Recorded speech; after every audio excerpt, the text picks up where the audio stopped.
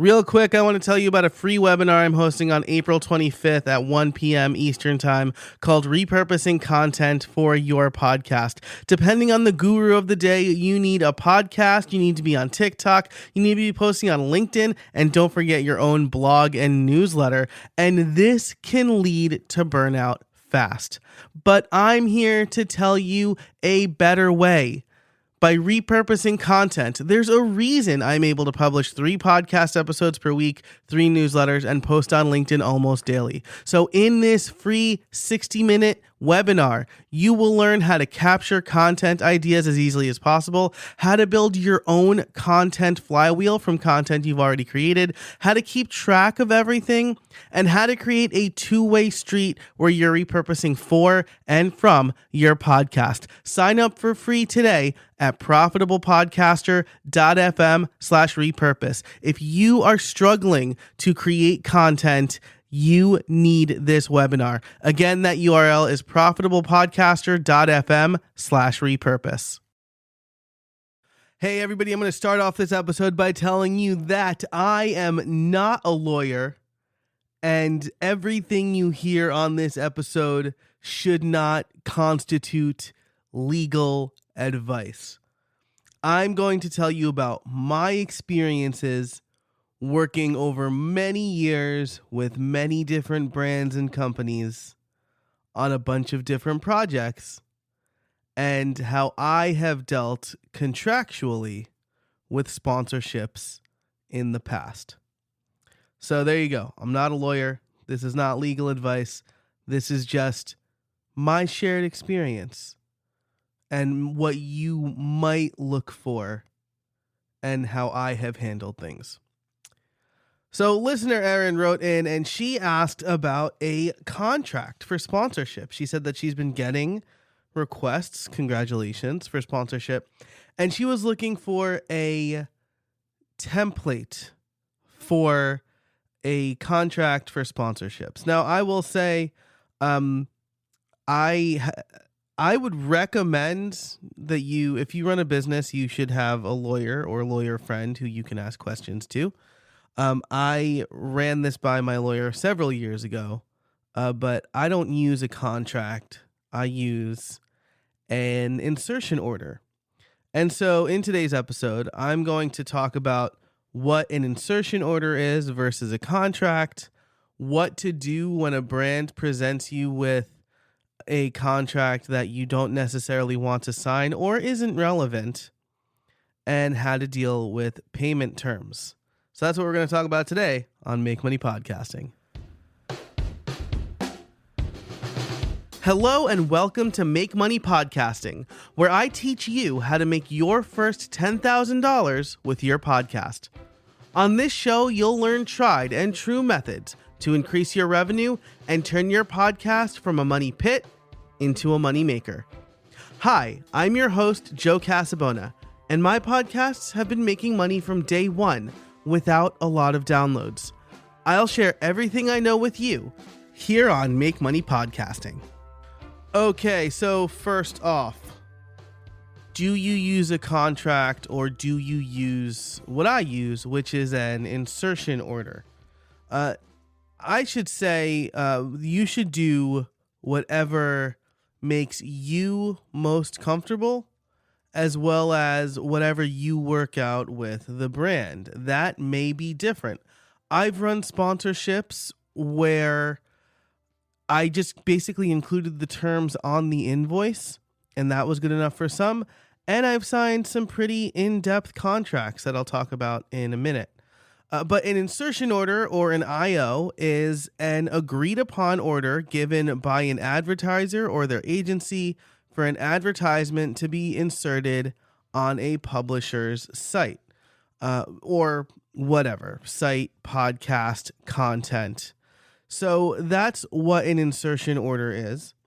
And my insertion order has just like a few things that I think are helpful to define in the relationship. So my insertion order has who's the publisher and who's the advertiser, the date the insertion order was drawn up, the placement and conditions, the cost per episode, the final price, any discounts, and then the total. So this is kind of like a rehash of the invoice. It has the campaign start date, and then it has the ad dates and terms. So it'll say something like sponsorship will run for 12 episodes starting on January 6th or whatever. That's when this insertion order that I'm reading happened to start. And the dates listed below. And then I listed the dates. After that, I have the spots will run between the 10 and 30 minute mark of each episode. That's maybe too much detail. Dates could also be too much detail. Like if you don't publish on a regular schedule, or you have certain other obligations, maybe you don't want to put the exact dates, but I put the exact dates because that helps the advertiser kind of understand when their ads are going to run. Then I mentioned all of the things I included in a most likely custom package. And then I have the payment terms. So, payment should be done upon receipt. If you don't pay within X amount of days, this will result in start date adjustment or cancellation.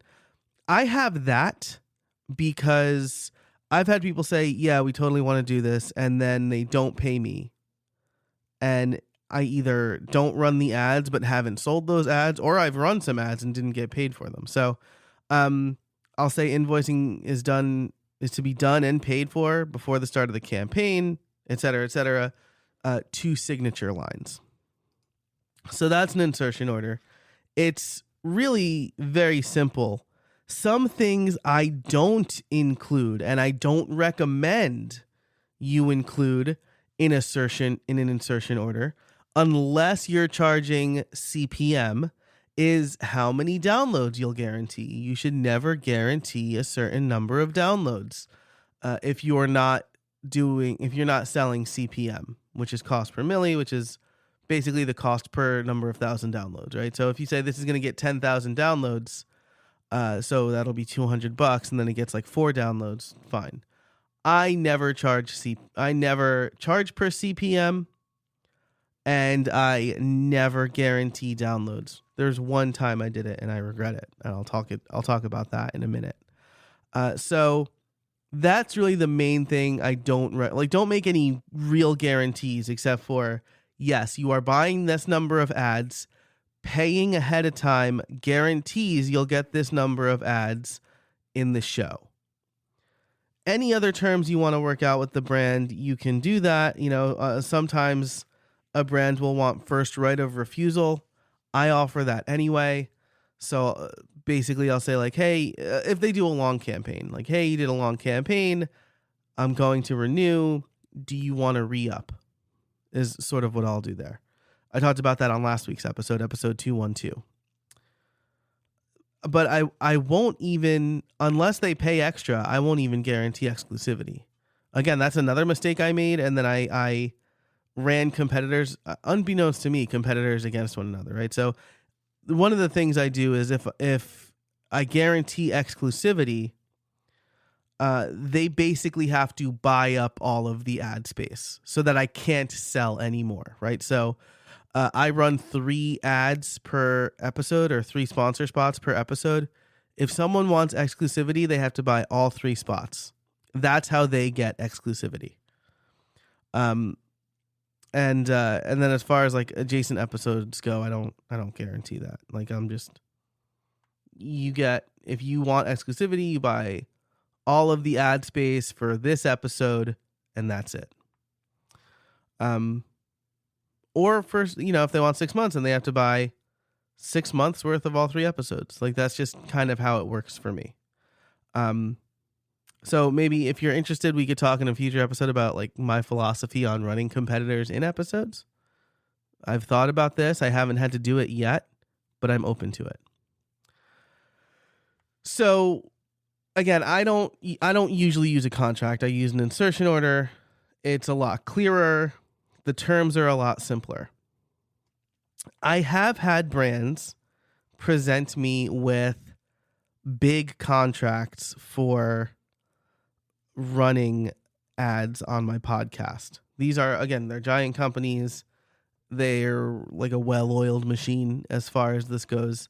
And they'll write in some of those things I just mentioned. They want exclusivity. So you can't run competitors within a certain date of when you last ran their ad. That costs, I'm just going to tell you, that should cost more money.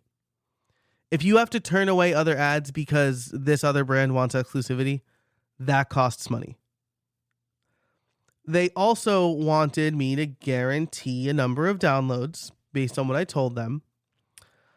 They paid CPM, and I had to prove after 30 days how many downloads I got. If I didn't meet that threshold or within 10% of that threshold, I had to do what's called a make good episode, which means that I basically had to run another ad spot for free.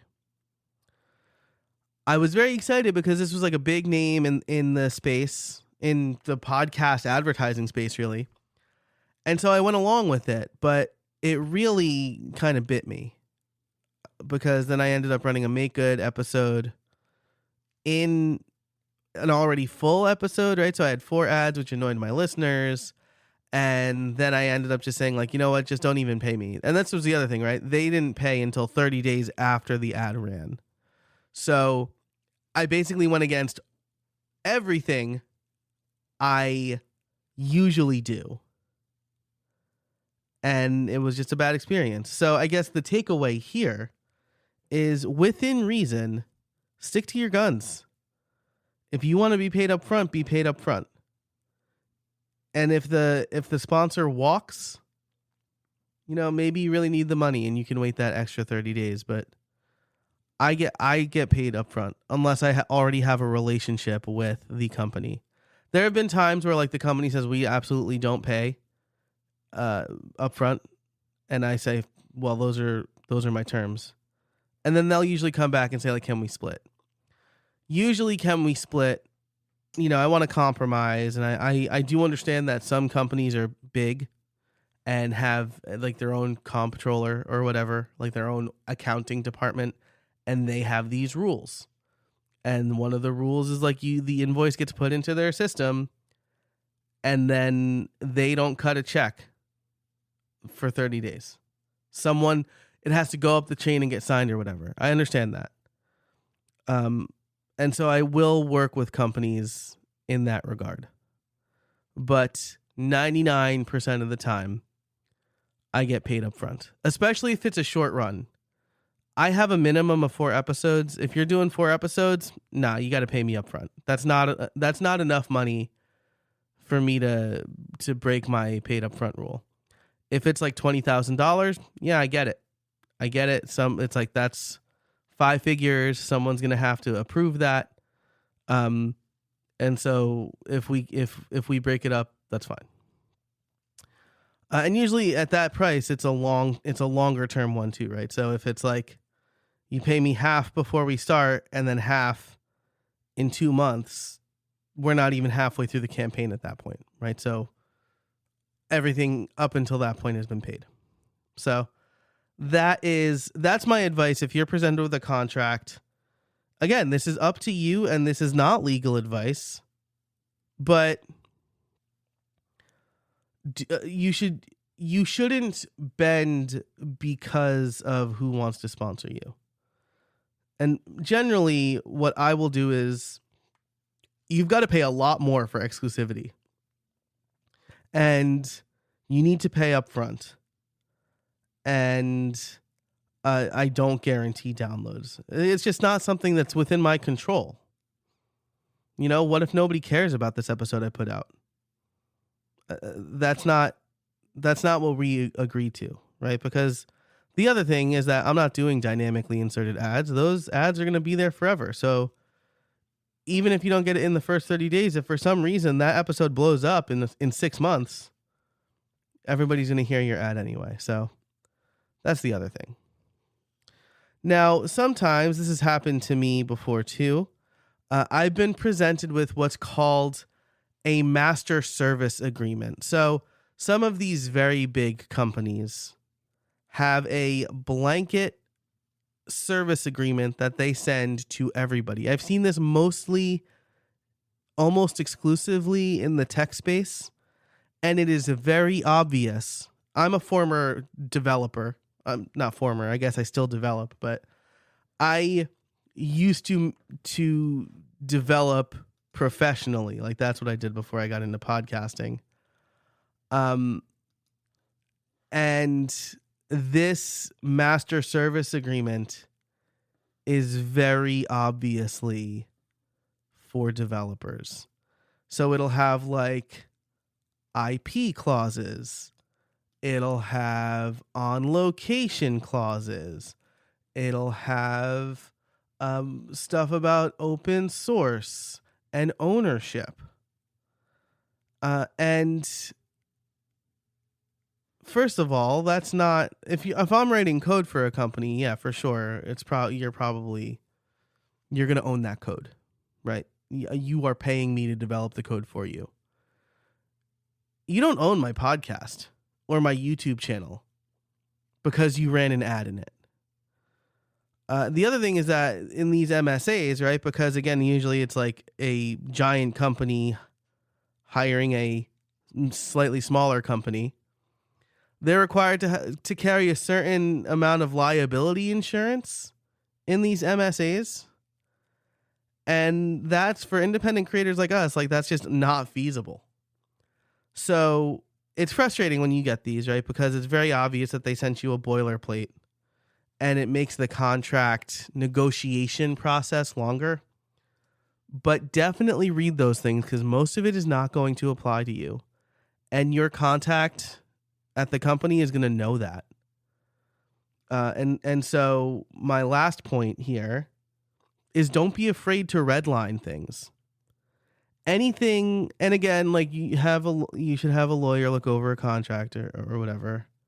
Practically speaking, I don't pay a lawyer to review every contract I get. I just try to eliminate as much as I possibly can that I feel uncomfortable signing. And so don't be afraid to redline things. Most of the time, in my experience, most of the time, the brands recognize when something is not applicable to you, and they'll allow for the red line. So in a recent one, there was the ownership clause, and I was like, "You don't own my content. You don't even get licensed to my content. I'm mentioning you in my content." And there was the insurance clause, and I redlined those, and I said, I don't need these. I almost redlined the like on premises background check. There's like a whole, usually in an MSA, the ones I've seen at least. Again, I'm not a lawyer. I've seen clauses that are like, if you come onto our property, we need to do a background check, and we need to do this, and you need to have this. And I'm like, I'm never going to be on your property. But like, because it's like a conditional clause, basically, I usually just leave that one in there.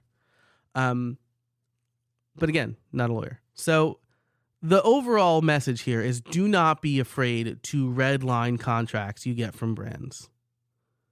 I try to have my own insertion order, my own contract that I send over. Some places just require you to have their MSA or their contract redline it. Remember, this is about protecting you. And one brand walking away because they have a ridiculous clause is fine. I was presented with a contract one time for like an influencer contract that basically said I had to write, they paid me per event, and it never covered the full cost of me traveling to an event. And then I had to spend time, like most of my free time, at their booth at the event. I had to write 4 pieces of content for them throughout the year. And I couldn't promote anything from their competitors online or offline. And that is just not possible. So I was like, we need to get rid of all of this. And when they said they couldn't get rid of the competitor thing, I said, I got to walk then. And then I signed a much bigger contract with one of their competitors. So protect yourself most of all. Okay, so let's wrap up on a happy note here, because I know like contracts can be scary, and I'm like a wannabe lawyer, but I'm not a lawyer.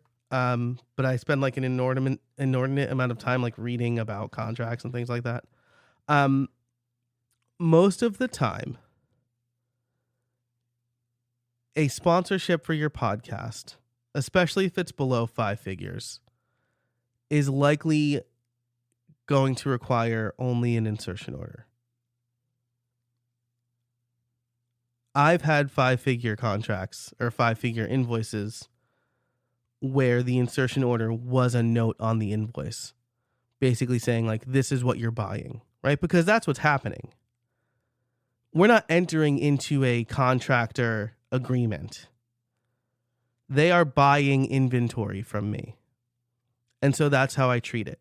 And just like buying inventory, you're telling them what they're buying, and they are paying for it up front. And if you go in thinking that, you'll get it most of the time. And if you're willing to bend a little bit with the understanding that very big companies have a net 30, net 60, or even I've seen net 90 before, and I'm like, this is not going to work for me. Most companies have these policies. The person you're working with will probably be able to work with you in some way, shape, or form. Don't be afraid to walk away. All right, that's it for this episode of Make Money Podcasting. If you liked it, leave a review on Apple Podcasts, a rating and review. I will read it on the show.